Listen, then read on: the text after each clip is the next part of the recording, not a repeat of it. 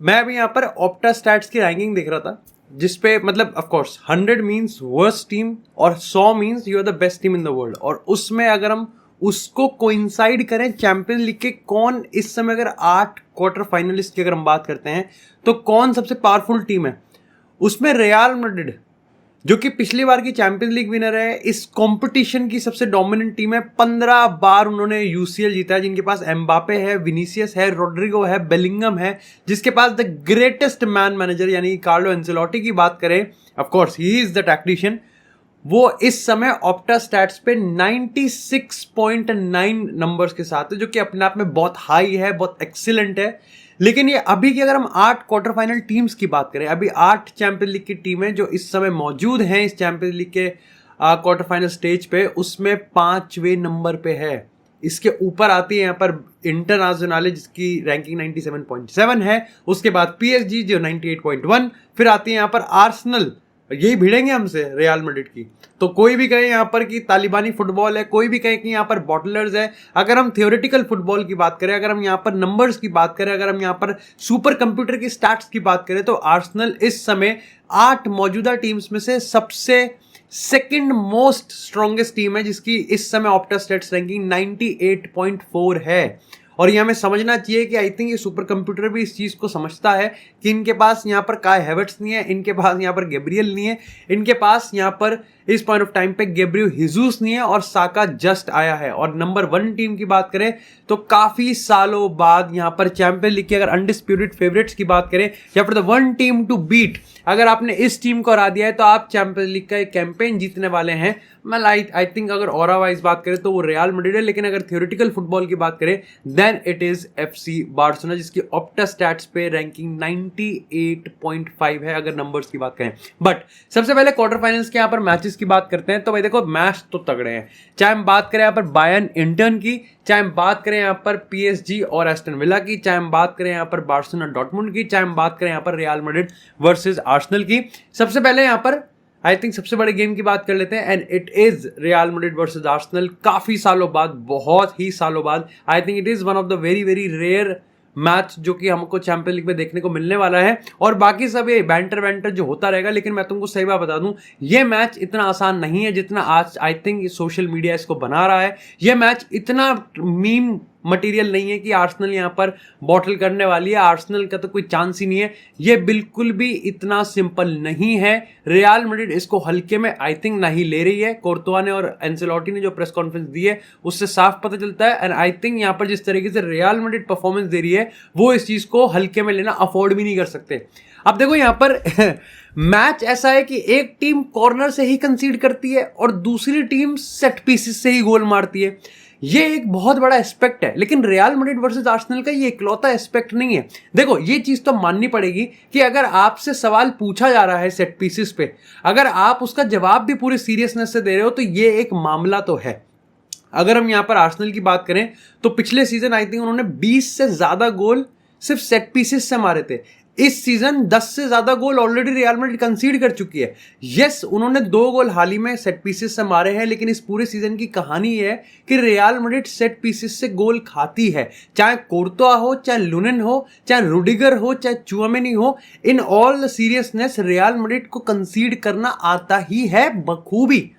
अब यहां पर ये चीज इस चीज को भी कॉम्प्लीमेंट करती है कि देखो आर्सेनल के पास एक ट्रेडिशनल नंबर 9 तो है नहीं। आर्सेनल के पास इस समय फायर पावर की कमी तो है। अब चाहे आप मिकेल मेरिनो को नंबर 9 पर डाल लो, चाहे आप यहाँ पर ट्रोसार्ड को कुछ कर लो, मार्टिनेली, बुकायो साका यहाँ पर अभी वापसी कर रहे हैं, किस फॉर्म में है ये भी देखने वाली बात है। लेकिन आर्सेनल को अगर सबसे तगड़ा चीज यहाँ पर चाहिए तो वो है कि भाई सेट पीसेस से गोल मारो और उसको डिफेंड करो। अच्छा, इसमें भी एक सेंध लग तो गई है, वो ये कि जहां आर्सेनल अगर प्लान ये कर रही थी कि वो एक गोल, एक नैरो विक्ट्री लेके इस टाई को अगर निपटा दे जो रियल मैड्रिड ने मैनचेस्टर सिटी के अगेंस्ट करा था, तो यहां पर उसमें भी अब सेंध लग चुकी है, क्योंकि गैब्रियल और विलियम सालिबा जो कि one of the best defensive partnership है प्रीमियर लीग में, वो भी टूट चुकी है, क्योंकि गैब्रियल मैगलिस आई थिंक वो पूरे सीजन के लिए बाहर हो चुके हैं और हमको यहां पर किवियर सालिबा के साथ पार्टनरशिप करते हुए देख सकते हैं। अच्छी बात यह है कि बहुत रेयरली सीजन हमने देखा है और वो पार्टनरशिप अब वापस आ रही है। वो है मार्टिन अडेगार्ड की,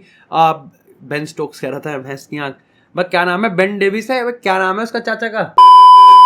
बेन वाइट, मैं बेन 10 सोच रहा था। बेन वाइट, मार्टिन अडेगार्ड और बुकायो साका की ट्राइंगुलर पार्टनरशिप हमको देखने को मिलने वाली है। जहां मेरे को लगता है गेम फंसने वाला है ना, और जहां मेरे को लगता है कि जिसने ये चीज सॉल्व कर ली, जिसने इस चीज को पहले पकड़ लिया, आई थिंक ये टाई उसका है। रियल मैड्रिड वर्सेस आर्सेनल एक ऐसा गेम होने वाला है जहां पर आई थिंक हमको रियल मैड्रिड, जो कि एंसेलोटी कहता है कि हम लोग सफर करने वाले हैं और हमको सफर करना चाहिए, हमको चैंपियन लीग का ये क्वार्टर फाइनल एक बार फिर से इसका एग्जांपल देगा जहां पर आपको रियल मैड्रिड सफर करती हुई दिखेगी। और इसका सबसे बड़ा एग्जांपल है कि रियल मैड्रिड खेलती ही ऐसे है। रियल मैड्रिड की अगर हम गेम्स की बात करें ना, चाहे हम रियल मैड्रिड वर्सेस सोसिएडाड की बात करें, चाहे हम रियल मैड्रिड वर्सेस वेलेंसिया की बात करें, रियल मैड्रिड वर्सेस बार्सिलोना की बात करें, real Madrid versus Manchester city की बात करें, यस मैंने मिक्स एग्जांपल दिए हैं। तुम सोच रहे हो कि आप एक तरफ रियल मैड्रिड वर्सेस सिटी की बात कर रहे हो, आप एक तरफ रियल मैड्रिड वर्सेस बार्सिलोना की बात कर रहे हो। ये मैं तुमको मिक्स रिजल्ट इसलिए बता रहा हूँ क्योंकि जहां एक तरफ हमें पिलाई हुई है और वहां दूसरी तरफ हमने दूसरों की ठुकाई की है। ये इसलिए किया है क्योंकि आई थिंक यहाँ पर एट टाइम्स जहां पर हमारी पिलाई हुई है वो इसलिए क्योंकि हमारा जो स्ट्रक्चरल डिफेंस है, रियल मैड्रिड का स्ट्रक्चरल डिफेंस एक वेल डिफाइंड सिस्टम बहुत आराम से एक्सपोज कर सकता है। जहां पर वो वेल डिफाइंड सिस्टम हमको एक्सपोज नहीं कर पाएगा या फिर आई थिंक उसको आउटक्लास करेगा, वो होगा हमारा इंडिविजुअल ब्रिलियंस। आर्सेनल का अगर हम सेट पीसेस की बात करें, उनके खुद के सेट पीसेस कोच, भाई उसका स्टैचू बना रखा है उन्होंने आर्सेनल में, वो ये मानता है कि सेट पीसेस भी एक तरीके का मेरा सिस्टम है। मैं आर्सेनल में सेट पीसेस को एक तरीके से डिफाइन कर दूंगा कि कल को यहां पर उसको भी एक तरीके का स्टाइल ही माना जाएगा कि सेट पीस भी एक स्टाइल होता है, ना कि एक चीटिंग का तरीका होता है, जो कि आई थिंक बात तो सही है। लेकिन रियल मैड्रिड इस चीज को नलिफाई करेगी उनके काउंटर अटैकिंग या फिर इंडिविजुअल ब्रिलियंस से। हम मैनचेस्टर सिटी का एग्जांपल लेते हैं। Manchester city, I think Pep Guardiola जैसा कोई रिजिड स्ट्रक्चरल सिस्टम किसी के पास भी नहीं है। ये बात माननी पड़ेगी कि उनके पास वो इंडिविजुअल प्लेयर नहीं है, और जो है अब उनकी परफॉर्मेंस भी गई गुजरी हो चुकी है। लेकिन रियल मैड्रिड ने उस पर और तड़का मारा था अपनी इंडिविजुअल ब्रिलियंस और काउंटर अटैकिंग फुटबॉल से। रातों रात सिस्टम तो नहीं इंट्रोड्यूस होने वाला, रातों रात रियल मैड्रिड आर्सेनल को डोमिनेट तो नहीं करेगी। आर्सेनल जो कि हर चीज अपने कायदे में रखती है, आर्सेनल जो कि पोजीशन रखना पसंद करती है, आर्सेनल जो कि बिल्कुल भी स्पेस देना प्रेफर नहीं करती है, रियल मैड्रिड प्रेफर करेगी कि ये वो यहाँ पर अपने हाफ में रहे, mid block to low block का एक सिस्टम रखें जहां पर आर्सेनल के पास बहुत अच्छी खासी बॉलें होंगी, लेकिन रियल मैड्रिड उनको उनकी पेस पे बीट करेंगे। रियल मैड्रिड चाहेगी कि ये गेम केओस की तरफ जाए, क्योंकि जहां पर गेम केओस की तरफ जाता है, when it's about chaos, moments आ जाते हैं बीच में, और जहां मोमेंट्स आते हैं रियल मैड्रिड से बेहतर आई थिंक मोमेंट्स को पकड़ना इस पॉइंट ऑफ टाइम पे किसी को भी नहीं आता। Yes, I am saying this even after जब मैं रियल मैड्रिड की ला लीगा में परफॉर्मेंस देख रहा हूं, क्योंकि चैंपियन लीग यहां से भी खेला जाता है। इसलिए मैंने तुमको पहले ही ऑप्टा स्टैट्स की बता दिया कि थ्योरेटिकल फुटबॉल तो ये बताता है, लेकिन प्रैक्टिकल फुटबॉल यहां पर खेला जाएगा कि मोमेंट्स कौन पिक करने वाला है। चाहे हम बात करें, उसको थीबो कोर्तो ने भी बड़ी खूबसूरती से बताया था कि यस, आर्सेनल 2 साल से अपने एमिरेट्स पे नहीं हारी है, like I think champion league में या फिर ओवरऑल वो बता रहा था, लेकिन वो हारी तो एनफील्ड पे लिवरपूल भी नहीं थी, हारी तो एतिहाद पे सिटी भी नहीं थी, लेकिन रियल मैड्रिड इसको पलट सकती है। अब मैं इस चीज पे बिल्कुल भी कॉकी नहीं हो रहा कि रियल मैड्रिड दूसरे पे जाके कर सकती है और दूसरे हमारे होम पे नहीं कर सकते। अरे कर देते हैं भाई, कर दिया था अभी वेलेंसिया ने कर दिया था, वो तो ला लीगा का संडे का गेम था, बट ठीक है। आई थिंक यहाँ पर Vinicius Junior, Mbappe, Bellingham, Rodrygo, ये प्लेयर्स, यस रियल मैड्रिड के पास स्टार्टिंग लाइनअप जो है वो बेस्ट नहीं है। हमारे पास कार्वाहाल नहीं है, हमारे पास कोर्तोआ इंजरी से एकदम वापस आ रहा है, हमारे पास आलाबा बिल्कुल भी वो नहीं है, हमारे पास यहाँ पर मिडफील्ड में सबायोस नहीं है, और कहीं ना कहीं हमको यहाँ पर विनीसियस की भी एक डाउन टर्न परफॉर्मेंस देखने को मिल रही है जो कि अब उछाल पकड़ रही है। हमारे पास पेनल्टी टेकर्स में एक ड्रामा चल रहा है, लेकिन ये प्रॉब्लम्स हमको समझनी चाहिए कि आर्सेनल में भी है, और आई थिंक इस पॉइंट ऑफ टाइम पे आर्सेनल में रियल मैड्रिड से ज्यादा प्रॉब्लम है, क्योंकि वो भी यहाँ पर पूरे सीजन ही इस चीज से समझ रहे हैं और उन्होंने तो ट्रांसफर विंडो में कुछ ढंग का करा भी नहीं है। आर्सेनल जरूर ये चाहिए कि सेट पीसेस पे जरूर गोल मारे। देखो अगेन, ये जो इंस्टाग्राम की रील्स हैं या फिर ये जो सोशल मीडिया है, ये तुमको बताएगा कि सेट पीसेस से गोल मारना एक तरीके से चीटिंग है, बट चीटिंग नहीं है। सेट पीसेस से गोल मारना भी एक स्ट्रैटेजी है, और अगर आर्सेनल को रियल मैड्रिड में सबसे बड़ी सेंध लगानी है तो वो यही है कि किस तरीके से वो यहाँ पर सेट पीसेस पे गोल मार के एक लीड ले, क्योंकि पहला लेग उनका होम पे ही है। हमको ये नहीं बोलना चाहिए कि सेट पीसेस एक ऐसा स्टाइल है जो कि वो सेंटियागो पे भी रिपीट कर सकते हैं। हमको ये भी नहीं बोलना चाहिए कि रियल मैड्रिड की अगर स्टैटिस्टिक्स की बात करें, फिर स्ट्रक्चरल डिफिशिएंसी की बात करें, तो उनके पेनल्टी बॉक्स में आना भी बड़ा आसान है, क्योंकि अनलाइक आर्सेनल, रियल मैड्रिड का प्रेस बिल्कुल भी कलेक्टिव नहीं है, और इसीलिए real Madrid rather than high press करे और बीच में से खुल जाए बिल्कुल पूनम पांड्या, अभी मजा आएगा ना भिड़ो, पूनम पांड्या फिर किम कार्दाशियन अबे नहीं यार, तुम फिर बहुत बकचोदी करते हो मेरे इंस्टाग्राम पे जाकर। आई थिंक हमको समझना पड़ेगा कि यहाँ पर रियल मैड्रिड स्पेस ज़्यादा नहीं देगी अपनी बैक लाइन के पीछे, और वो यही चीज़ करेंगे काउंटर अटैकिंग पे आर्सेनल डिफेंस के पीछे। और एक गेम यहाँ पर moments, I think control versus chaos का ये मैच होने वाला है। और पहले लेग में मैं स्टिल यहाँ पर रियल मैड्रिड को थोड़ा सा फेवरेट्स मानता हूँ। हाउएवर आर्सेनल अपने होम पे खेल रही है तो वो भी काफ़ी कॉशियस होगी लेकिन एग्रेसिव भी होगी, विच रियल मैड्रिड को दे सकते हैं। अगर स्ट्रक्चरल लाइक खोलने पे आ गए तो बार्सिलोना की तरह खोल सकते थे, बट क्योंकि उनके पास कोई स्ट्राइकर नहीं है तो मैं यहाँ पर उनको कोई हाई स्कोरिंग वो एडवांटेज तो नहीं दूंगा।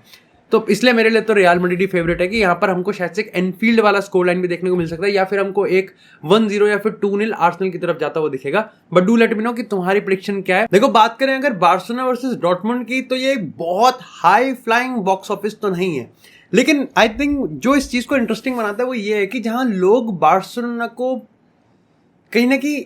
लाइक, देखो बार्सिलोना इस समय सबसे ज्यादा स्ट्रांग है, ठीक है। आप कह सकते हो कि पीएसजी के लिए केस बना सकते हो, आप इंटरनेशनल के लिए केस बना सकते हो, आप रियल मैड्रिड के लिए केस बना सकते हो, बट ऑरा फार्मिंग के लिए, ठीक है। स्ट्रक्चरल तो नहीं, सिस्टम तो नहीं, ऐसा वो तोड़ नहीं रहे हैं इस सीजन कि रियल मैड्रिड को आप, तो अगर रियल मैड्रिड को कोई कॉन्वर्जेशन में रख रहा है तो मेरे को लगता है कि सिर्फ ऑरा के लिए रख रहा है फिलहाल के तौर पे, तो ठीक है। हेजिटेट मत करना इस चीज को, अगर तुम रियल मैड्रिड के फैन हो इसको मान लेना। देखो, मेरे को लगता है कि आई थिंक बार्सिलोना के साथ अभी स्टोरी इसलिए इंटरेस्टिंग बन रही है क्योंकि बार्सिलोना देखो ट्रेबल को फॉलो कर रही है। बार्सिलोना में एक नया मैनेजर आया है, बार्सिलोना ऑलरेडी यहाँ पर 120-130 गोल मार चुकी है, बार्सिलोना से ही बैलन डोर कॉन्वर्सेशन निकल रहे हैं, और पीपल सोच रहे हैं कि क्या सही में बार्सिलोना अपनी मेंटल जो डेजावू है क्या उसको बीट कर चुके हैं, क्या अब इनको नहीं फर्क पड़ता कि पिछले 10 साल से चैंपियन लीग नहीं जीते हैं, क्या इनको नहीं फर्क पड़ता कि कहाँ ये पिछले सीजन पीएसजी की बात करें, फिर लिवरपूल, फिर यहाँ पर लाइक रोमा की बात करें, बायर्न की, क्या ये सब चीज भुला चुके हैं? क्या all of a sudden this Barcelona is that Barcelona जो कि बिल्कुल भी फियर नहीं करती? क्या सही में ये चीज है? और आई थिंक बार्सिलोना के सामने जब कोई भी एक नया ओपोनेंट आता है ना, तो सबको ये लगने लगता है क्या ये टीम वो चीज कर सकती है जो कि पिछले कुछ सीजन से बाकी सारी टीम करती हुई आ रही है? क्या डॉर्टमुंड बायर्न जैसा कुछ पुल ऑफ कर सकती है? क्या डॉर्टमुंड पीएसजी जैसा पुल ऑफ कर सकती है? और आई थिंक यही चीज इस चीज को इंटरेस्टिंग बनाती है क्योंकि बहुत सारे लोग ये मानते हैं, समझते हैं कि ये Barcelona on paper on pitch इस समय फोड़ रही है, बट लोगों में कहीं ना कहीं क्यूरियोसिटी है कि फिर भी इस बार्सिलोना में हमेशा एक आई थिंक वल्नरेबिलिटी रही है कि they just bottle it. I think अगर इस गेम की बात करें तो मेरे को किसी भी एंगल से नहीं लगता कि डॉर्टमुंड कहाँ पर बार्सिलोना को बीट करने वाली है। ये मैं फुल कॉन्फिडेंस से इसलिए नहीं कर रहा, अगेन जैसे मैंने पिछले उस टाइम पे पिछले 1 मिनट से मैं बता रहा हूँ, लेकिन अगर हम इस गेम की बात करें तो देखो डॉर्टमुंड में आई थिंक तर्जिक के बाद नूरी साहिन आए, फिर नूरी साहिन के बाद अब यहाँ पर निको कोवाच जनवरी के मैनेजर बने हैं, कुछ ढंग का कुछ बहुत फोड़ नहीं आया है। हाउएवर अब जब मैं निको कोवाच के स्टाइल की बात करता हूँ और उसके अंदर डॉर्टमुंड के गेम की बात करता हूँ तो यहाँ पर सिस्टम आता है हार्डवर्किंग का और कलेक्टिव एफर्ट का, ठीक है, जो कि एक्चुअली में कोइंसाइड करता है कि आप बार्सिलोना को हराने की क्या स्ट्रैटेजी बना सकते हो। आप बार्सिलोना को हराने की स्ट्रैटेजी उनके साथ कंट्रोल का मैच खेल के नहीं कर सकते। आप बार्सिलोना की स्ट्रैटेजी यहाँ पर उनके ही प्रेस को किस तरीके से आप बाईपास करना चाहोगे और उनकी हाई लाइन को, यस अप्रैल में उनकी हाई लाइन बहुत एफिशिएंट है, लेकिन स्टिल यहाँ पर सारी की सारी teams, majority of the teams उनकी हाई लाइन को ही एक्सपोज करने की कोशिश करेगी क्योंकि this is the easiest way जहां पर आप बार्सिलोना को हरा सकते हो। I mean you have to be very efficient. हमें नहीं बोलना चाहिए कि यहाँ पर ग्रेसी की बात करें, अडेयामी की बात करें, गिटिन्स की बात करें, they are very very pacey. फिर बीच में अगर हम यहाँ पर बाकी के players, I think Pascal Gross की बात करें या फिर और प्लेयर्स की बात करें, हमने जब 3-2 की स्कोर लाइन देखी थी लीग ग्रुप में तो वहां पर भी कुछ ऐसी फिक्चर हमको देखने को मिला था, कुछ ऐसा ही मैच हमको देखने को मिला था जहाँ पर हाई लाइन को बार बार एक्सपोज किया जा रहा था। हाउएवर बार्सिलोना ने फिर भी एक इमोशनल यहाँ पर कमबैक करा था। आई थिंक अभी की बार्सिलोना एक तो पहले से ज्यादा स्ट्रांग है, ठीक है। दूसरी चीज आई थिंक उनकी हाई लाइन और एफिशिएंट हुई है। अब टीम्स कहीं ना कहीं यहां पर और भी ज्यादा मुश्किल में देख रहे हैं इस चीज को बीट करने के लिए, ठीक है। तो मेरे को लगता है कि आई थिंक डॉर्टमुंड इस गेम को बहुत ही ज्यादा मतलब हार्ड, देखो भागना तो पड़ेगा ही पड़ेगा, बहुत ही ज्यादा भागना पड़ेगा। दूसरी चीज मेरे को लगता है कि आई थिंक सेंट्रल मिडफील्ड जो है ना वो टोटली बार्सिलोना के फेवर में है। वो किस तरीके से यहाँ पर उसको काउंटर करेंगे मेरे को नहीं समझ में आ रहा। पेड्री की बात करें, गावी की बात करें, फर्मिन लोपेस की बात करें, यहाँ पर अगर आप मिडफील्ड में फ्रेंकी डियोंग को डाल रहे हो, इट्स अनमैचेबल। लमीन यमाल की अगर हम बात करें, आई थिंक स्लॉटरबैक भी थोड़ा सा रिस्की है इस गेम के लिए। आप यहाँ पर लेवेंडोव्स्की की बात करो, फेरान टोरेस की बात करो, पिछले टाइम जब इन दोनों टीम्स में मैच हुआ था और इस टाइम की बात करें तो बार्सिलोना बेटर ही हुई है। इवन आप अराउगो की बात करो, इवन आप यहाँ पर इनिगो मार्टिनेज, एरिक गार्सिया की बात करो, सूत्रधारी शेस्नी की बात करो, I think this Barcelona serious, और सीरियस है वो इस कंपटीशन में पूरी तरीके से। जहां एक चीज मेरे को लगता है कि पहले लेग में थोड़ा सा यहां पर नेगेटिव हो सकता है, वो ये कि पिछले 10 दिन में 4 गेम बार्सिलोना ऑलरेडी खेल चुकी है, तो 15 दिन में अभी यहां पर इनका 5वां गेम है, और ये बहुत टफ बात है। दूसरी चीज एक छोटा सा ही है कि रफीनिया के साथ जो ड्रामा चल रहा है, हंसी फ्लिक के साथ जो फोटो आई है, दिखता तो है कि यहाँ पर मामला सेट हो चुका है, लेकिन रफीनिया के साथ पिछले कुछ I think Argentina international break के बाद जो हो रहा है, आई थिंक रफीनिया को एक बड़ी परफॉर्मेंस डालनी पड़ेगी। ये चीज़ पे बात इसलिए ज़्यादा नहीं हो रही है क्योंकि लमीन यमाल संभाल रहा है, पेड्री संभाल रहा है, फरान टोरेस संभाल रहा है, हंसी फ्लिक ओवरऑल इस पूरे से बार्सिलोना के प्रोजेक्ट को शाइन कर रहा है, तो रफीनिया पे बात करना इस समय ज़रूरी भी नहीं लग रहा है। Which is like I think मेरे को लगता है कि बार्सिलोना यहाँ पर कंफर्टेबिलिटी मैच जीत सकती है। जहां पर नहीं जीतेगी वो अगेन ये है कि अगर डॉर्टमुंड केओस में, अगर डॉर्टमुंड काउंटर अटैक में, अगर डॉर्टमुंड उनके इस हाई लाइन लाइक इस पे बार बार अटेम्प्ट होंगे, बार बार होगा हाई लाइन के पीछे बॉल निकालने का, बार बार अटेम्प्ट होंगे, और 10 में से भी वो 2-3 चांसेस, क्लियर कट चांसेस निकाल लेते हैं, तो आई थिंक वो यहाँ पर गेम बना सकते हैं। अदरवाइज मेरे को लगता है कि डॉर्टमुंड बहुत सफर करने वाली है, या फिर आप कह सकते हो कि बार्सिलोना अगर क्लिनिकल नहीं रहती है,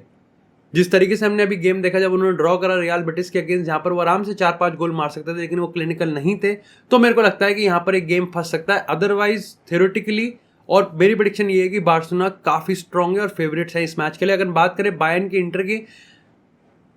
इंटरनेशनल अपना ट्रेवल कर रही है, आई थिंक वो भी यहाँ पर बार्सिलोना, बायर्न म्यूनिख भी एक काफी आई थिंक डिसअपॉइंटिंग सीजन के बाद विंसेंट कंपनी के अंडर अच्छा ग्रैप पकड़ रहे हैं, लेकिन हाल ही में बुंदेसलीगा में उनकी होल्ड कम तो हुई है, कमजोर तो हुई है,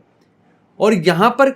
स्टिल आई थिंक मेरे को लगता है कि बायर्न म्यूनिख के जब गेम स्टाइल की बात करोगे तो Musiala, Harry Kane, Kimmich, Goretzka, like they are performing. और अगर मैं एक स्टैट भी देख रहा था बायर्न म्यूनिख की, कि बायर्न म्यूनिख सबसे कम चांस देती है ऑपोजिशन को उनके पेनल्टी बॉक्स में आने का, वो पेनल्टी बॉक्स सूंघने भी नहीं देते।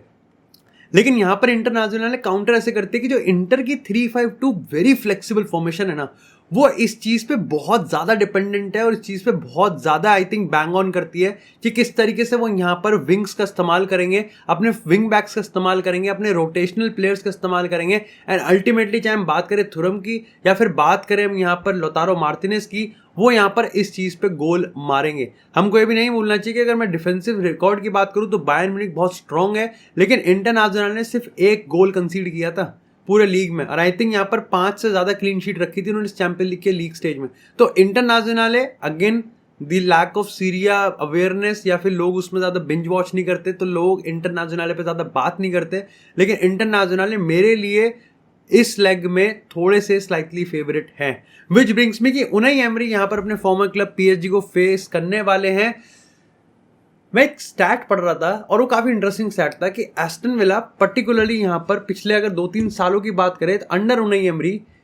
यहां पर उन्होंने ज्यादा क्लीन शीट रखी नहीं है, आई थिंक 10-15 भी नहीं रखी है उन्होंने clean sheet under like Unai emery. तो एस्टन विला अच्छे मॉन्यूमेंटल राइस पे है, एस्टन विला खेल रही है तगड़ा, लेकिन एस्टन विला यहां पर क्लीन शीट नहीं रख रहा क्योंकि गेम पार्क दे प्रिंसेस पे हो रहा है, और इस समय पीएसजी सबसे हार्डवर्किंग की बात करें, सबसे भाई बावलापन बेवड़ापन टाइप प्रेस है उनका, तो मेरे को नहीं समझ में आ रहा कि यहाँ पर एस्टन विला किस तरीके से उसको बाईपास करेगी। एक तरीका जो मेरे को लग रहा है, जो कि अभी जब मैं उनके यहाँ पर पढ़ रहा था, उनके आर्टिकल्स को जब मैं यहाँ पर थोड़ा सा रिसर्च कर रहा था, तो मेरे को समझ में आया कि एस्टन विला यहाँ पर मार्कस रैशफोर्ड का यूज कर सकती है। एस्टन विला 30% से ज्यादा अटैक अपने लेफ्ट साइड से करती है, और यहाँ पर पीएसजी को प्रेस करने का लाइक उनके प्रेस को बाईपास करने का जो सबसे बड़ा तरीका है ना, आई थिंक वो ये है कि वो यहाँ पर सीधा सीधा प्रेस को ही बाईपास ओवर लाइक ऊपर से ही टपा दो, रादर देन कि आप अपने 1-2 यूज करो, और यहाँ पर आप आप यहाँ पर लाइक विंग से जाओ, या फिर आप यहाँ पर मिडफील्ड का यूज करो।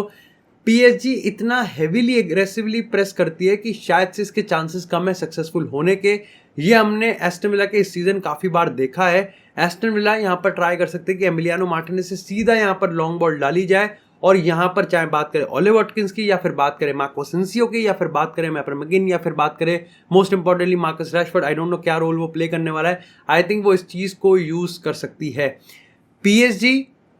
After a very very long time, और जिस तरीके से उन्होंने इस चैंपियंस लीग को स्टार्ट किया था बहुत ज़्यादा वल्नरेबल लग रही थी, लेकिन लुइस एनरिके ने अपने प्लेयर्स में वो चीज़ इंस्टिल करी, प्लेयर्स ने उसको बहुत ही ओपन आर्म्स, खुले बाहों के साथ उसको एक्सेप्ट करा। आई थिंक इसलिए यहाँ पर पीएसजी भी मेरे लिए तो इस गेम में काफ़ी ज़्यादा फेवरेट्स हैं, हेवीली फेवरेट्स कहूँगा, बिकॉज ये लेग उनका यहाँ पर